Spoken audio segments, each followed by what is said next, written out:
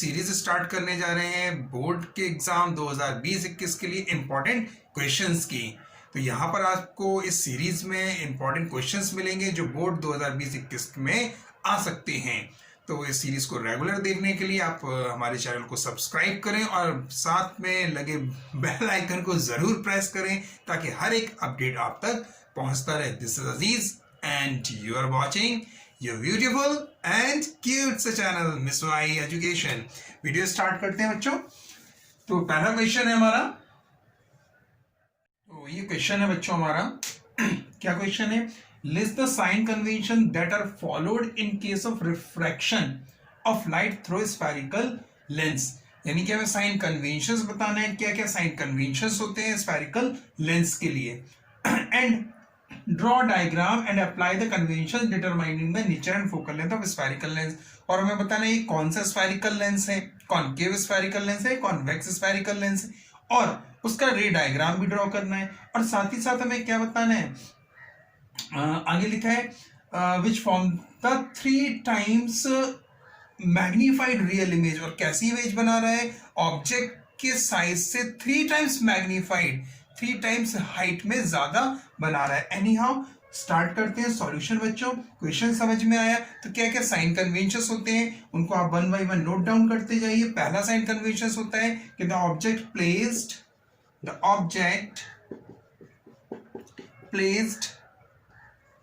Left side of lens. Lens से हमेशा left side object को आपको प्लेस करना है। जैसे ये लेंस है हमारा, चाहे वो कॉनकेव हो या कॉन्वेक्स हो, इस तरह से कोई भी लेंस होगा, आप ऑब्जेक्ट कहां प्लेस करोगे? Left side. कहां पर ऑब्जेक्ट प्लेस करना है? Left side. पहला साइन कन्वेंशन। दूसरा साइन कन्वेंशन में क्या कह रहे हैं? All distances measured from optical centre. जितनी भी डिस्टेंस मेजर करी जाती है ऑप्टिकल सेंटर से मेजर करना है आपको। जितनी भी डिस्टेंसेस हम मेजर करते हैं, चाहे फोकल लेंथ हो, इमेज की डिस्टेंस हो, ऑब्जेक्ट की डिस्टेंस हो, सारी डिस्टेंसेस कहां से मेजर होंगी? ऑप्टिकल सेंटर से। अच्छा, थर्ड पॉइंट में आपका जो इंसिडेंट रे की डायरेक्शन में होंगी distances to be measured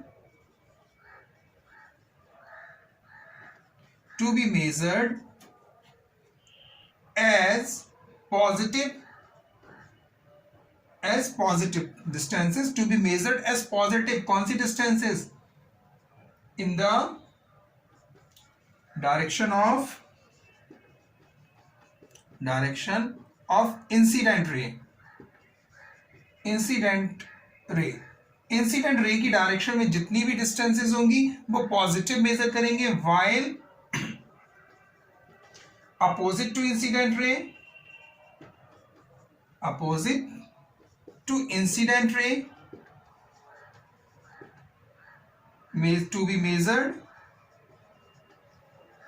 to be measured as negative। उनको हम नेगेटिव मेजर करेंगे। किनको? जो इंसिडेंट रे की अपोजिट डायरेक्शन में होंगे उनको हम नेगेटिव मेजर करेंगे, जो इंसिडेंट रे की डायरेक्शन में उनको पॉजिटिव मेजर करेंगे। और फोर्थ कन्वेंशन है आपका sign convention, distance vertically upward perpendicular to principal axis, upward perpendicular to principal axis taken as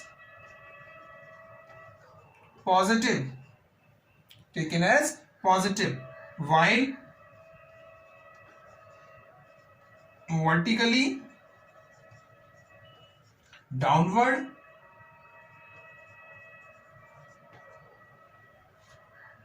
taken as negative।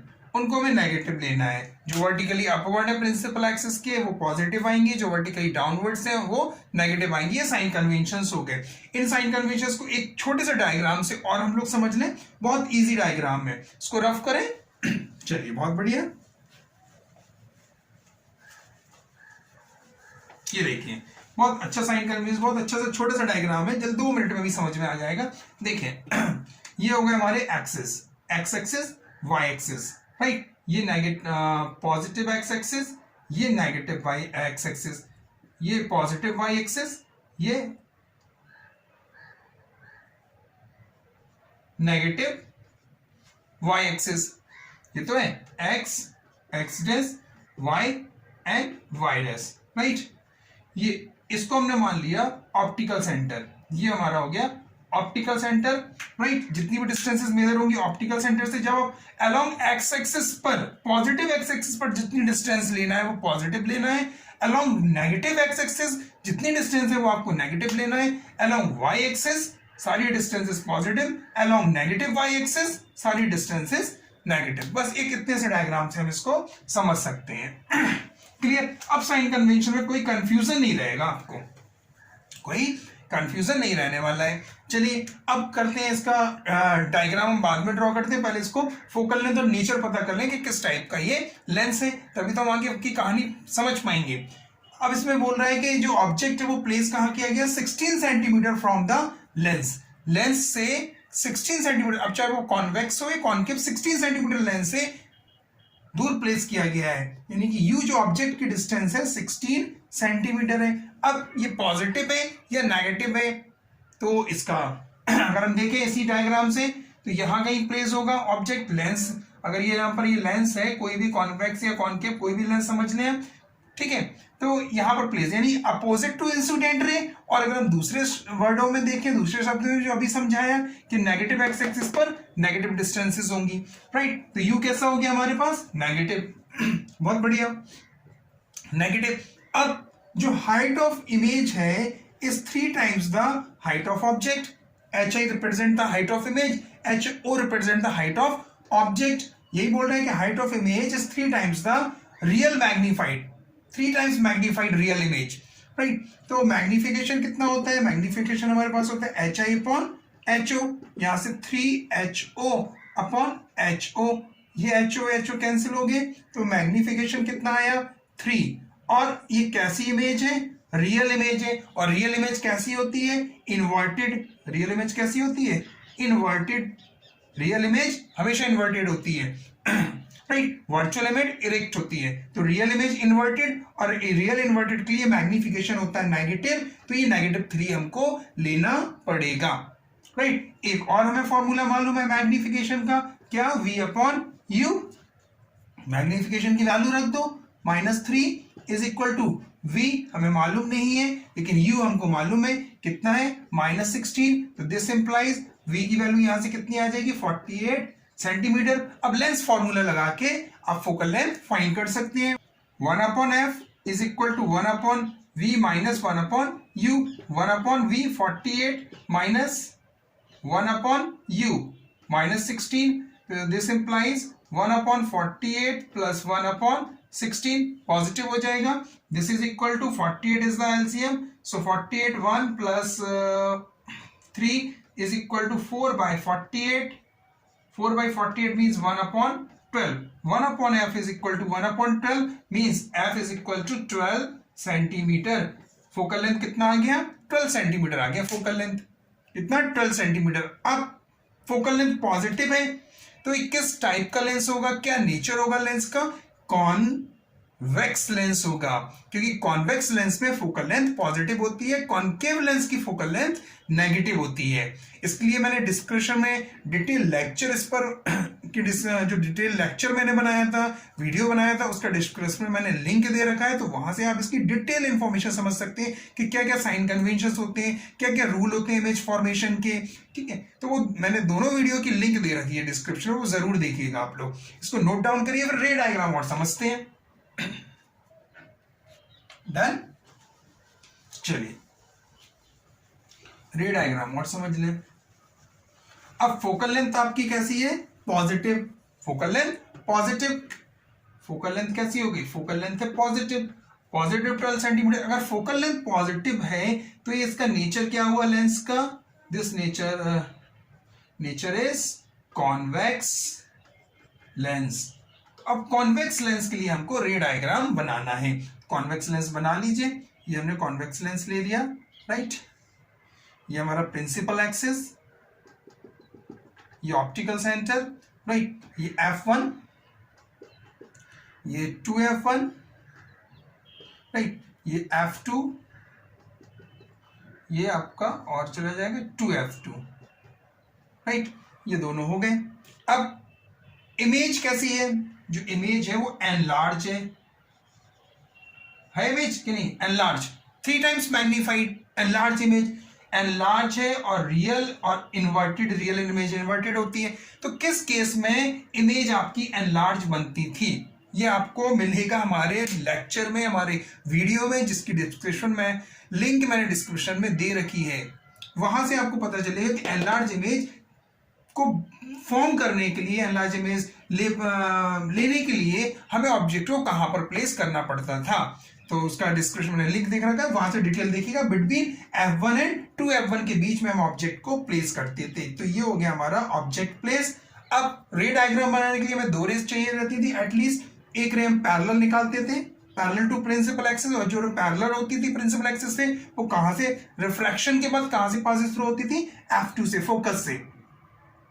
तो ये आपकी चली गई फोकस से, राइट, ये यहां पर चली गई। दूसरी रेज क्या करते थे, ऑप्टिकल सेंटर से, ये ऑप्टिकल सेंटर से पास थ्रू कराते थे, जो कि अनडेविएटेड होती थी और सीधी स्ट्रेट चली जाती थी।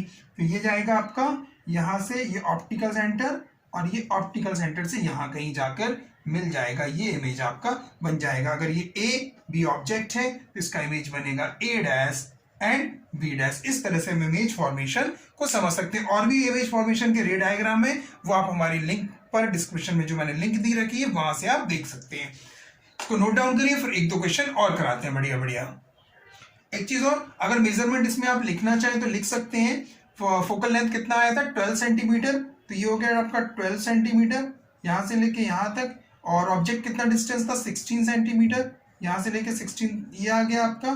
और ये था आपका 48 सेंटीमीटर। तो आप लिखना चाहें तो 48 सेंटीमीटर आप लिख सकते हैं, ये यहां से लेके यहां तक इमेज की डिस्टेंस। अगर लिखना चाहें तो, नहीं लिखना चाहें तो वो डजंट मैटर, डायग्राम आपको इतना ही बनाना था। चलिए नोट डाउन करिए। डन।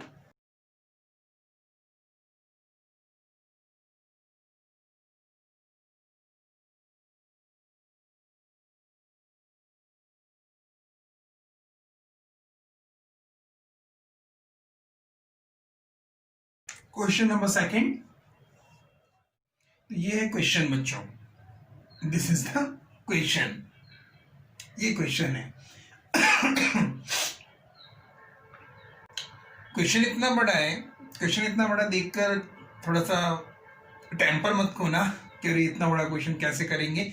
इजी क्वेश्चन है, सिर्फ उसमें कंसेप्ट आपको समझना है कि क्या पूछ रहा है। क्योंकि बोर्ड में जो लॉन्ग क्वेश्चंस आते हैं, 3 नंबर वाले क्वेश्चन आते हैं, वो इसी तरह से थोड़ा सा कॉम्प्लिकेशन होते हैं, बट इजी होते हैं। अगर आप उनको समझें तो इजी होते हैं। चलिए सॉल्यूशन स्टार्ट करते हैं, समझते हैं क्वेश्चन में क्या कहना है। State the law of refraction of light that defines the refractive index of a medium with respect to the other. Laws of refraction 2 होते हैं, उनमें से कौन सा लॉ हमें रिफ्रैक्टिव इंडेक्स के बारे में बताता है, उसको आपको बताना है। कौन सा लॉ बताता है, स्नेल्स लॉ। स्नेल्स लॉ में रिफ्रैक्टिव इंडेक्स के बारे में बताता है। क्या बताता है, जो कि सेकंड लॉ कहा जाता है, लॉज ऑफ रिफ्रैक्शन का सेकंड लॉ माना जाता है। स्नेल्स लॉ में ये बताया गया था कि the ratio of sine of angle of incidence to the sine of angle of refraction is constant in the given medium for the given color of light. यही बताया गया था कि ratio of sine of angle of incidence to the sine of angle of refraction is constant to the given medium and the given color of light. अब इसको mathematically, ये तो statement हो गया, अब आप लोग लिख लोगे। अब इसका मैथमेटिकली देख लीजिए। मैथमेटिकली अगर हम देखें तो sine I upon sine R is equal to constant. Constant, तो sine I upon sine R is equal to mu, right. थोड़ा सा और इसको अगर हम लिखना चाहें तो म्यू टू 1 भी लिख सकते हैं, या 1 यहां पर भी लिखे रहता है कहीं कर किसी किसी बुक में, कोई राइटर इस तरह भी लिखते हैं, कोई टीचर इस तरह, दोनों ही सही है। यहां पर लिखें या हम यहां पर लिखें, ऑलवेज करेक्ट, राइट। तो ये हो गया इसका मैथमेटिकल रिलेशन। इसको पढ़ेंगे क्या, refractive index of medium 2 with respect to medium 1। इसको म्यू मतलब जो इसकी वैल्यू आती है वो म्यू होती है कांस्टेंट। और फर्दर डेरिवेशन में इसका मैंने डिटेल लेक्चर बनाया था, वीडियो बनाया था, उसकी लिंक मैंने डिस्क्रिप्शन में दे रखी है, वहां पे आप डिटेल इसको समझ सकते हैं। तो mu two 1 sine A upon sine R, mu two 1 इसको पढ़ेंगे क्या, refractive index of medium 2 with respect to medium 1। ये हो गया आपका mathematical relation mu two 1, right. खत्म कहानी। चलिए आगे की कहानी में क्या दिया गया है, आगे दिया गया एक्सप्रेस इट मैथमेटिकली, हो गया how is the refractive index of any medium A with respect to medium B related to the speed of the light of the propagation into media A and B. अब जो refractive index है दो medium का, वो light से किस तरह से रिलेट है हमको वो बताना है, राइट। यानी अब हमें मालूम है कि जो रिफ्रैक्टिव इंडेक्स होता है वो इनवर्सली प्रोपोर्शनल होता है स्पीड ऑफ लाइट के। होता है या नहीं, बोलो।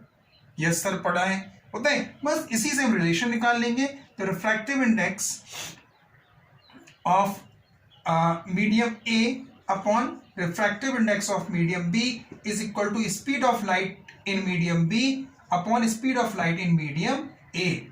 इनवर्सली प्रोपोर्शनल का मतलब तो यही होता है, उल्टे उल्टे प्रोपोर्शनल।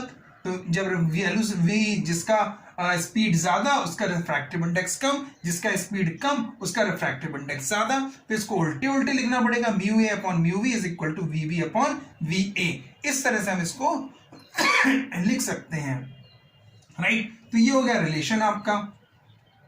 क्या हो गया रिलेशन, ये इसको नोट डाउन करो, फिर हम आगे की कहानी और बताएं। ज्यादा है, इसको थोड़ा सा और लिखना चाहते हो तो ऐसे लिख सकते हैं, mu A B is equal to V B upon V A, यानी कि refractive index of medium A with respect to medium B is equal to V B upon V A, right. Note down करिए, हो गया, कर लो, अच्छा हो गया होगा। आगे क्या कह रहा है, state the name of this constant when one medium is vacuum और एयर। अब हमको बताना है कि इसको क्या कहेंगे हम, नेम बताइए। अगर एक मीडियम क्या हो, वन मीडियम इज वैक्यूम और एयर, तो आपने पढ़कर आए हो कि mu is equal to C upon V. अब एक मीडियम आपका क्या हो गया, ये मीडियम क्या हो गया, C, speed of light in vacuum और एयर, और speed of light in that medium, तो इसको क्या कहते हैं, एब्सोल्यूट रिफ्रैक्टिव इंडेक्स। अरे एब्सोल्यूट रिफ्रैक्टिव इंडेक्स इसको बोलते हैं बच्चों। ये कहानी यहां तक क्लियर हो गई, समझ में आ गई, बढ़े आगे। इसको क्या बोलते हैं, एब्सोल्यूट रिफ्रैक्टिव इंडेक्स। तो इसका नाम बताना था। State the name of the constant when the medium is one vacuum और एयर। एक मीडियम अगर वैक्यूम और एयर है तो उसको क्या कहेंगे, रिफ्रैक्टिव एब्सोल्यूट रिफ्रैक्टिव इंडेक्स। बहुत बढ़िया। चलिए आगे की कहानी क्या है, the refractive index of glass and water with respect to vacuum are, यानी कि ग्लास का कितना दिया गया, म्यू जी दिया गया आपको 3/2 एंड म्यू वाटर कितना दिया, mu W 4/3। The speed of if the speed of light in glass, speed of light दिया गया है ग्लास का कितना, 2 × 10⁸ मीटर पर सेकेंड। फाइंड क्या करना है, find the speed of light in vacuum, यानी कि सी फाइंड करना है, और क्या फाइंड करना है, water, speed of light in water V W find करना है। ये दो चीजें हमको फाइंड करना है, कुछ नहीं, लगा दीजिए। म्यू हमें क्या मालूम है, mu is equal to C upon V, अभी पढ़ के आए हैं। अब हमें ग्लास के लिए म्यू दिया है और स्पीड भी ग्लास की दी है, तो यहां पर हम ग्लास के लिए ले लेंगे म्यू जी और we ji, right. Mu G कितना दिया, 3/2 इंटू सी फाइंड करना है, इंटू नहीं इक्वल टू, छी सर क्या कर रहे हो, सी अपॉन वीजी, वीजी कितना दिया, 2 × 10⁸ क्रॉस मल्टीप्लिकेशन कर दो तो ये आ जाएगा 3 × 2 × 10⁸ अपॉन 2 से 2 कैंसिल हो जाएगा, 2 है बच्चों 2, तो this is equal to 3 × 10⁸ metre per second. C is equal to 3 into 10⁸ metre per second आ गया, सी आ गया। अब बचा VW, इतना नोट करो, फिर VW और जल्दी से बता दें। डन? हाँ सर डन, रब करो जल्दी फटाफट। चलिए VW और फाइंड करना है, तो आपका mu W is equal to C upon VW। Mu W हमको दिया गया था कितना, 4/3, तो 4/3 लिखा इज इक्वल टू C हम फाइंड करे हैं 3 इंटू 10⁸ VW फाइंड करना है, बस कैलकुलेशन कर लो। तो VW आएगा speed of light in water is equal to कितना आ जाएगा 3 इंटू 10⁸ कैलकुलेशन कर लो, इसको रफ कर दो। राइट कितना आ जाएगा, VW is equal to 9/4 into 10⁸, 4 2 ज़ा 8, 4 2 ज़ा 8, 4 5 ज़ा 20, yes 2.25 into 10⁸ metre per second VW आ जाएगा ना आपका। राइट चलिए नोट डाउन करिए, फिर आगे का क्वेश्चन करते हैं।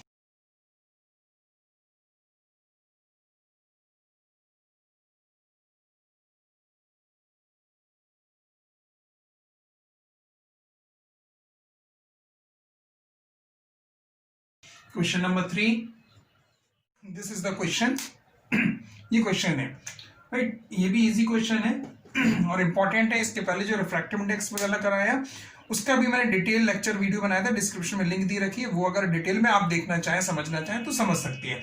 अब हम देखते हैं इस क्वेश्चन को, इसका भी मैंने डिस्क्रिप्शन में लिंक दे रखा है इस क्वेश्चन के रिगार्डिंग जो डिटेल है। बाकी मैं सिर्फ क्वेश्चन यहाँ पे सॉल्व करवाऊंगा, इसका जो डिटेल लेक्चर है, डिटेल इंफॉर्मेशन है वो आपको मिलेगी हमारे वीडियोस में, इसके पहले जो मैंने बनाए थे, जो कि डिस्क्रिप्शन में लिंक है। तो ये देखिए यहाँ to construct a ray diagram we use 2 rays of light which are as so chosen that is easy to know their direction after reflection from the mirror। वो ये कह रहा है कि ऐसी 2 रेज रे डायग्राम कंस्ट्रक्ट करो, उन रेस को जिनको आप जानते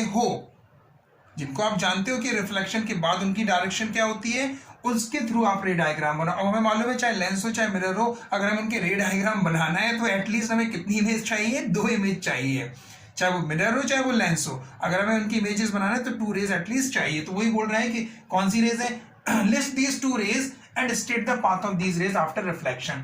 इन 2 रेज के नाम बताओ। एक तो रेज मैं नाम बताता जा रहा हूँ और यहाँ डायग्राम से आपको समझाता भी जा रहा हूँ।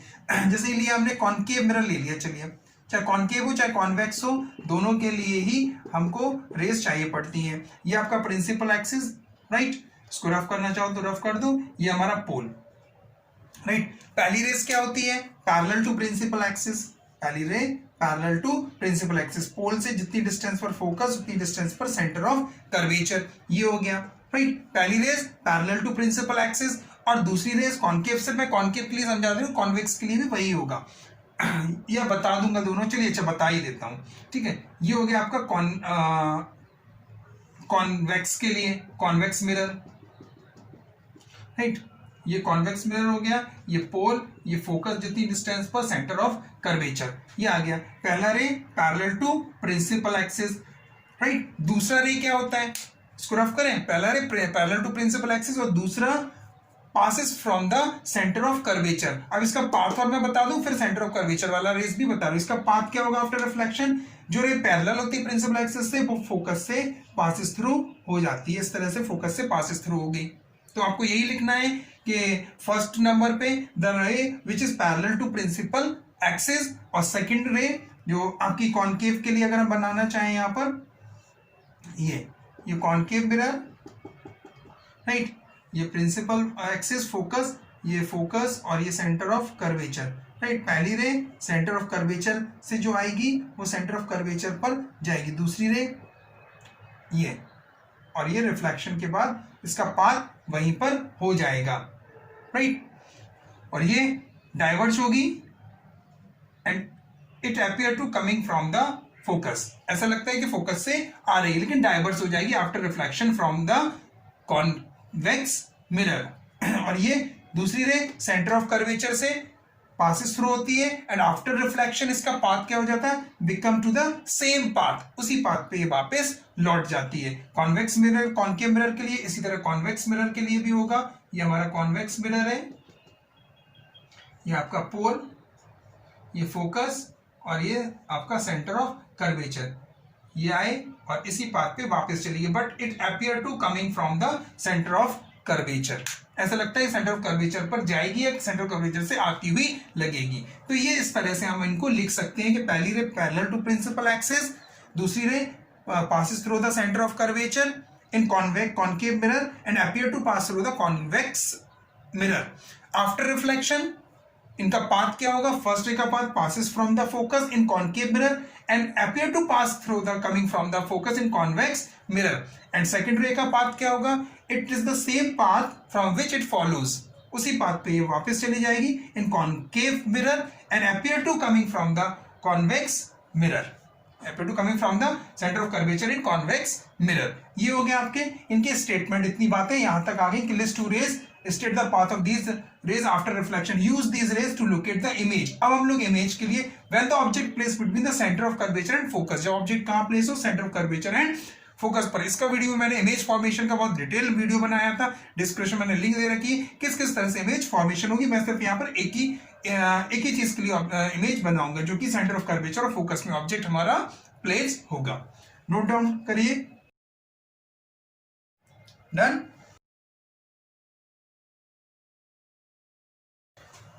अब ऑब्जेक्ट को कहां पर प्लेस करना है बच्चों? हमको ऑब्जेक्ट को प्लेस करना है आपका, ये हमारा कॉनकेव मिरर हो गया, राइट? Concave mirror. इतना कर्व नहीं बनाना है आपको, थोड़ा सा सीधा बनाना है। अगर आप सीधा बनाओगे तो डायग्राम सही बनेगा। ये हो गया हमारा principal axis, that is pole, principal axis, ये फोकस और ये सेंटर ऑफ कर्वेचर, राइट? अब ऑब्जेक्ट कहां प्लेस करना है? सेंटर ऑफ कर्वेचर और फोकस के बीच में। ये हमने ऑब्जेक्ट प्लेस कर दिया। जब सेंटर ऑफ कर्वेचर और फोकस के बीच में प्लेस हुआ, पहली ray parallel to the principal axis, ये चली गई पहली ray parallel to principal axis. Passes through कहां से होगी? फोकस से। इस तरह से फोकस से पासेस थ्रू हो गई। After reflection from the mirror, after reflection from the mirror, दूसरी रे ये आपकी जाएगी, ये दूसरी रे ये जाएगी सेंटर ऑफ कर्वेचर से और ये इसी पाथ पे जाएगी और वापस यहीं से चली जाएगी। जब आप इनको बढ़ाओगे तो ये यहाँ कहीं आपकी इसको बढ़ाते जाओगे तो आपको यहाँ कहीं वो मिल जाएंगी इस तरह से, ये यहाँ पर। तो बियॉन्ड सी, अब आप देख रहे हो कि कहां पर इमेज बनी। पोजीशन अगर हम इमेज की देखें तो पोजीशन आपकी इमेज होगी beyond C, centre of curvature के पीछे, या हम ये भी कह सकते हैं between infinity and centre of curvature, infinity और सेंटर ऑफ कर्वेचर के बीच में बनी। ये होगी पोजीशन। अगर साइज की हम बात करें तो साइज कैसा बना? An large, an large. देख लीजिए, ये हमारा ऑब्जेक्ट है ए बी और ये हमारा ए डैश बी डैश आपका इमेज का। तो आप देख रहे हो साइज कैसा है? बड़ा है। तो ये साइज कैसा? An large, an large image बनी। और अगर इसका नेचर कहें हम तो नेचर में कैसी इमेज बनी? आपकी नेचर में बनी रियल और इन्वर्टेड। रियल क्यों? क्योंकि जो रेज ऑफ लाइट थी वो रियलिटी में मीट करी है। रियलिटी में जब मीट करती तो इमेज बनती है रियल, और रियल इमेज होती है इन्वर्टेड, और हमें दिख भी रहा है कि इमेज इन्वर्टेड है। तो इस तरह से क्वेश्चन आज के इस वीडियो में बच्चों मैंने आपके इंपॉर्टेंट 3 क्वेश्चंस कवर किए। नेक्स्ट सीरीज को हम कंटिन्यू करके नेक्स्ट लेक्चर में इसी तरह से कुछ इंटरेस्टिंग से और इंपॉर्टेंट क्वेश्चंस आपको कराएंगे। Thank you.